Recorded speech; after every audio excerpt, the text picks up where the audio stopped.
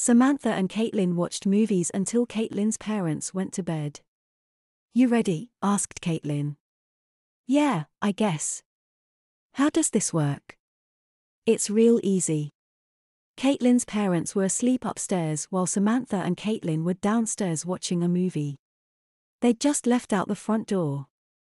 Their house had an outside garage. They'd both got in Caitlin's car. "Will they hear the car start?" "Nah, I've done this a ton of times." They drove for about 10 minutes.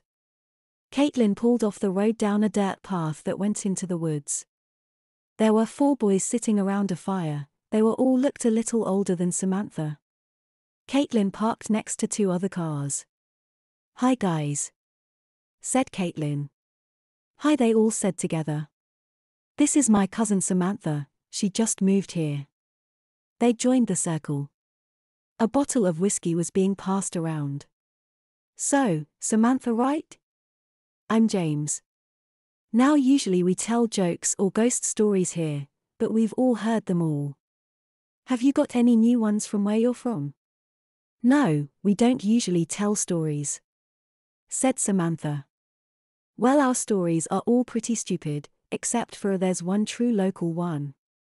"Ooh, I wanna tell it," a boy said.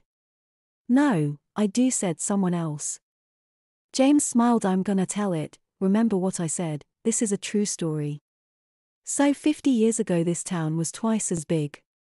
The half that are still here were fishers. The other half worked at Millwood, the insane asylum. Dr. Sherbakoff was a well-respected doctor. No one knew what went on inside. Everyone who worked there kept their mouth shut. One day in one of the town meetings, a guard at Millwood had a breakdown. He said, "I can't take it anymore. They've all disappeared. The patients are all dead." Dr. Sherbakoff calmed him down and he was put into the asylum immediately without a trial or anything, just thrown in a cell. Dr. Sherbakoff convinced everyone he was crazy. The sheriff in town didn't suspect anything, but still had to investigate the guard's breakdown. He went over to the asylum. There wasn't anyone to let his car in, so he parked outside. There was no receptionist at the front to let him into the prison. Where she was supposed to be, he saw Dr. Sherbakoff behind the pane of glass.